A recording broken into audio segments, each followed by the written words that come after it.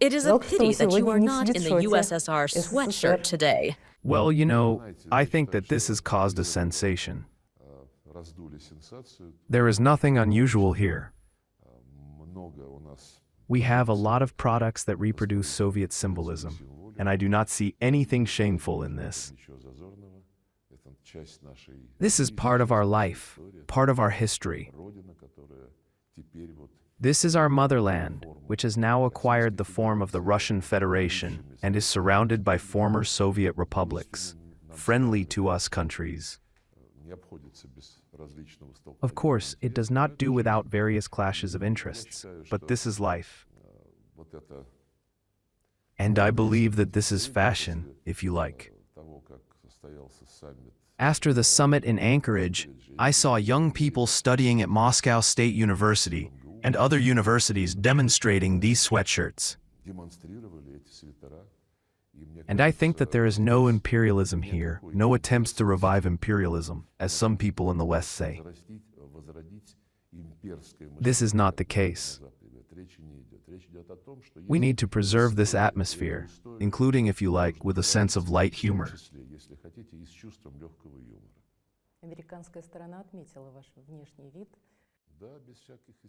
Yes, without any hysteria, they just said that they liked it. This is like a shirt, as Mark Rubio put it. And in general, what was the atmosphere there? There was a very good atmosphere. It is reflected in the statements that were made after the talks between President Putin and Trump. It was a useful conversation. It was clearly seen that the head of the United States and his team sincerely want to achieve results that will be long-term, stable, and reliable, unlike the Europeans, who at that time claimed that there was only a ceasefire and that they would continue to supply weapons to Ukraine.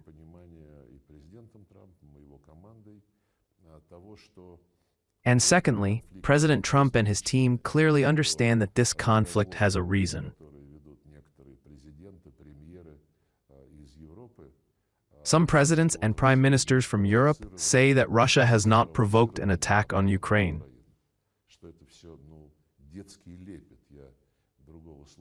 I cannot find another word to describe this. The main thing is that they continue to say this.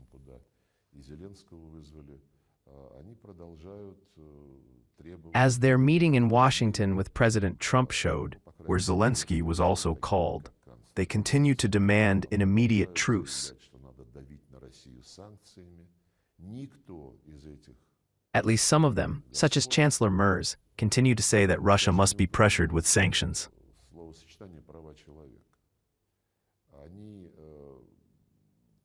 None of these leaders has even mentioned the term human rights. When they discuss any foreign policy on the countries headed by people not from their camps, such as Venezuela, China, Russia, and even Hungary, they always put the demand to ensure human rights within the framework of the world order based on the rules. If you look back at what they have been saying about Ukraine over the years, you will never find the word human rights.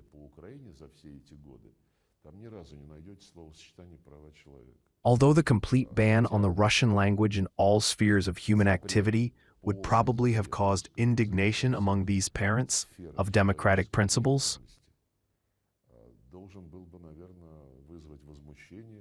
the fact that Ukraine is the only country in the world where any language is prohibited does not bother anyone. When they say that they will probably have to agree to the exchange of territories, some of them have already said this. But first of all, Zelenskyy should decide this himself, and secondly, we will launch a peacekeeping operation. Forces, armed forces, in the form of peacekeepers. What does this mean?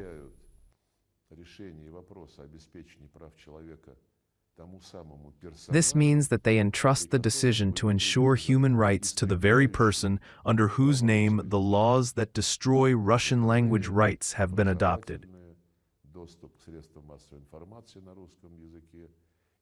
Language, education, access to mass media in Russian, the right to their own religion, when the law that prohibits the canonical Ukrainian Orthodox Church has been adopted. In other words, they believe that it is this person who should ensure an agreement with Russia as it pleases him.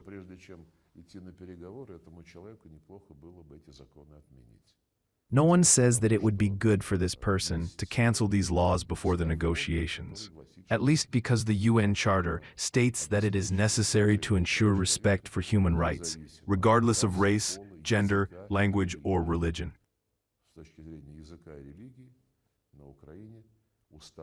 In terms of language and religion in Ukraine, Ustafan is being violated in the most rude way.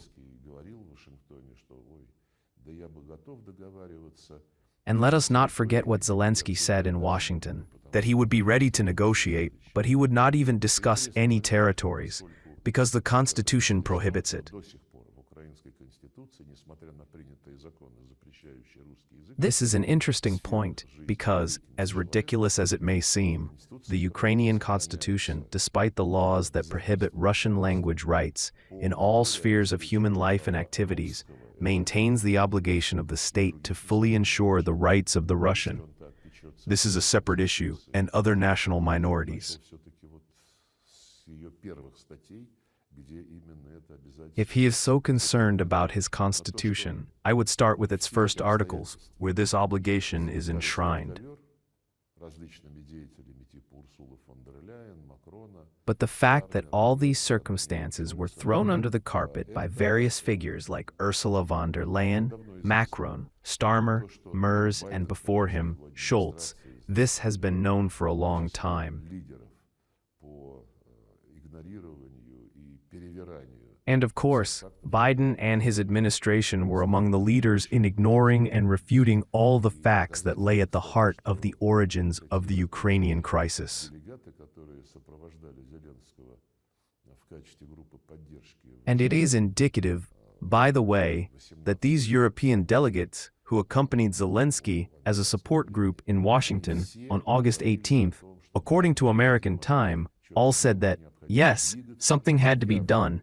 Something had to be done, clearly responding to the fact that President Trump and his team, especially after the meeting in Alaska, began to approach the settlement of this crisis much more deeply, realizing that it was necessary to eliminate the root cause, which we, President Putin, have been constantly talking about.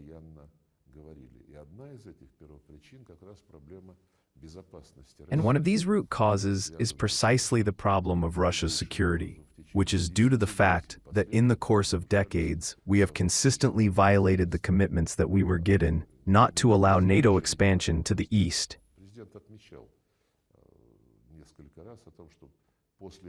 The president noted several times that, after these promises, there were 5 waves of NATO expansion. And when people say, well, it was verbally promised, it is nothing like that.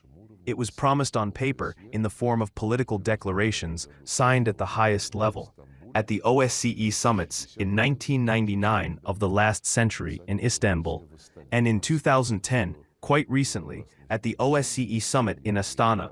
It was said that security is indivisible. No one has the right to strengthen their security at the expense of others, and NATO did exactly that.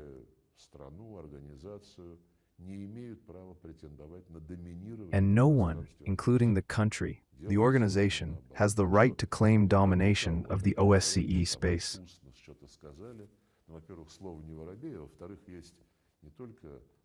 It was done exactly the opposite.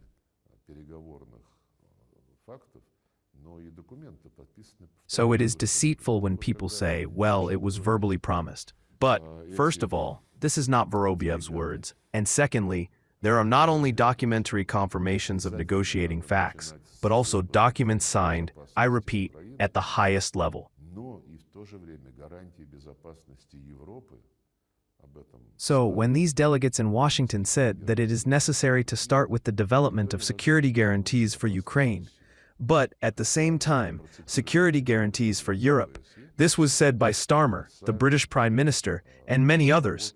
No one has ever mentioned the security of Russia. Безопасности в том виде, в котором она будет устраивать всех. Although the OSCE documents I quoted, universally developed and adopted by consensus, require security in the way it will suit everyone. To this day, this high-profile attitude to international law, to those promises that are very often given falsely and fixed on paper, can be felt in the approaches of these citizens to the current Ukrainian crisis.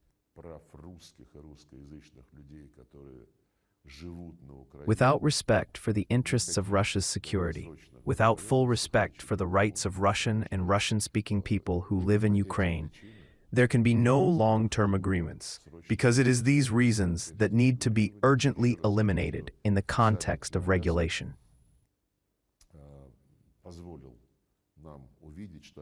I would like to reiterate that the summit in Alaska allowed us to see that the U.S. administration is sincerely interested in the fact that this regulation is not for the sake of preparing Ukraine for war again, as it was after the Minsk agreements and many more times, but precisely so that this crisis will never happen again, and to ensure the legal rights of all the states located in this part of the world, and all the peoples that inhabit these states.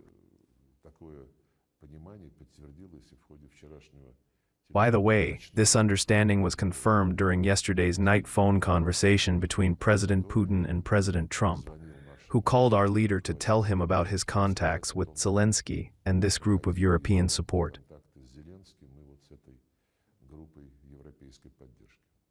One of the representatives of European support, President of Finland, made an analogy between the current situation in Ukraine and the 1944 war. How to understand this? 1944. You know, there are other parallels. For many decades after World War II, Finland enjoyed the best conditions for economic growth, for solving social problems, for ensuring the well-being of the population, largely due to the supply of Russian energy sources, and in general, due to cooperation with the Soviet Union and then with the Russian Federation, including in the context of a very profitable application of efforts in our territory of the Finnish business. The benefits that Finland received from these special relations with our country, especially due to the fact that it adopted a decision on neutrality, were simply thrown into the garbage pit at once. This makes you think about the following. In 1944, Finland, which fought on the side of Hitler's Germany, on the side of the Nazi regime, and Finland, whose military units took part in many war crimes, signed an agreement with the Soviet Union. Mr. Stubb, who I know very well, was the Minister of Foreign Affairs. They signed an agreement that stated that there would never be a Soviet Union or Finland entering any structures aimed at another negotiating party. Where is all this? They have now entered the same structure that considers Russia an enemy. Therefore, if he means the territorial changes that occurred as a result of the Second World War, then yes, this is one of its results. And yes, territorial changes are very often an integral component of reaching an agreement. There are many such examples. In this case, I would like to emphasize once again that we have never said that we simply need to capture some territories. Neither Crimea, nor Donbass, nor Novorossiya were ever our goals. Our goal was to protect the people, the Russian people, who have lived on these lands for centuries, who discovered these lands, who shed their blood for them in Crimea and Donbass, who created cities like Odessa, Nikolaev, ports, factories, and many others.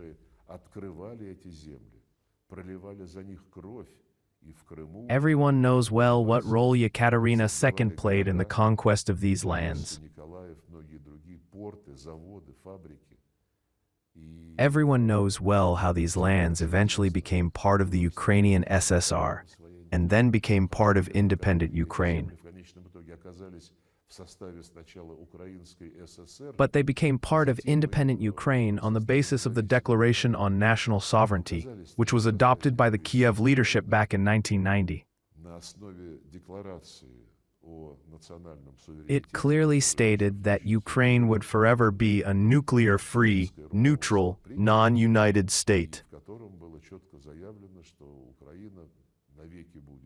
It was this commitment that lay at the heart of the international recognition of Ukraine as an independent state. If the Zelenskyy regime now refuses to accept all these characteristics, it is already talking about nuclear weapons, about joining NATO, about refusing neutrality. Then the foundations that laid at the heart of the recognition of Ukraine as an independent state will probably disappear.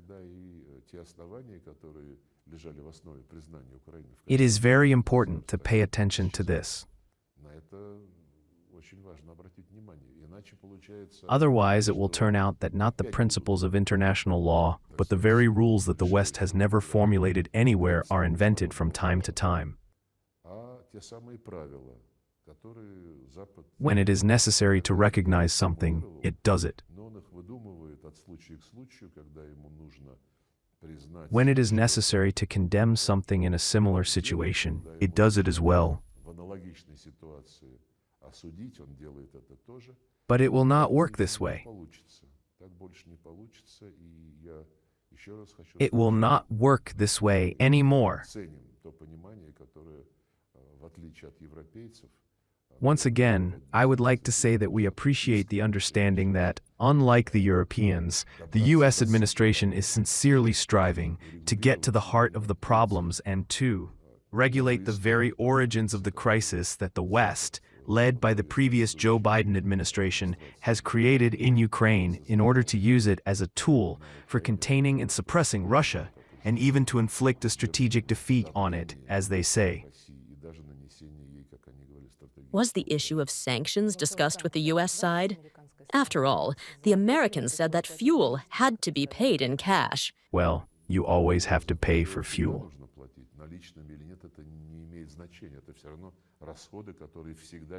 It does not matter whether it is cash or not.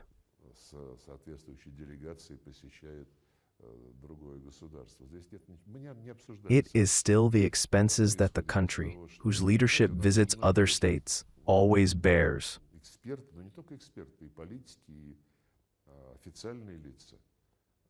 We did not discuss sanctions.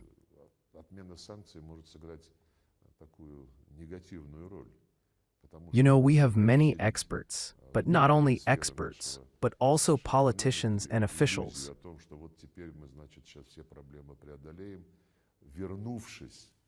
We have repeatedly said that the cancellation of sanctions may play a negative role, because it may once again instill, in some areas of our economy, the illusion that we will now overcome all the problems, having returned to the schemes that were developed and introduced in the 1990s and early 2000s.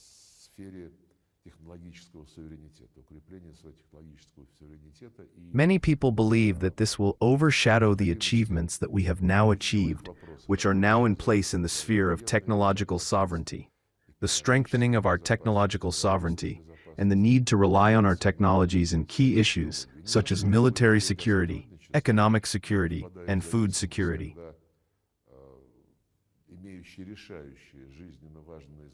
We should not slam the door for cooperation, but we should not fall into addiction.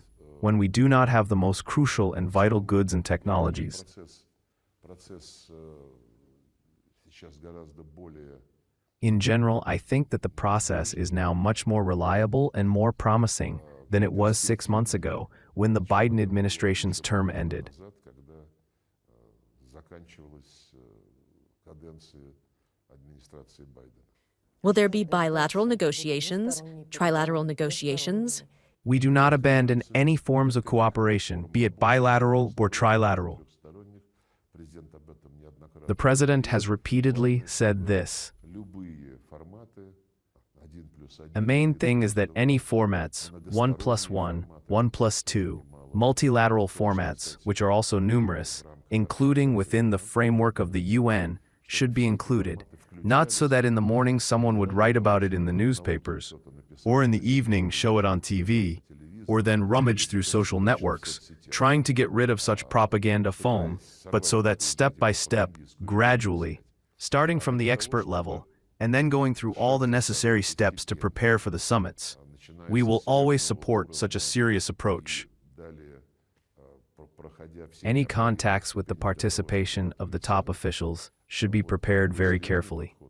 And the last question, А в этом году до can Donald Trump fly to Moscow this year? него есть приглашение. He has an invitation, as you know. At the press conference in Alaska, President Putin confirmed this invitation, and Donald Trump, if I remember correctly, said that it was very interesting. Сказал, что это очень интересно.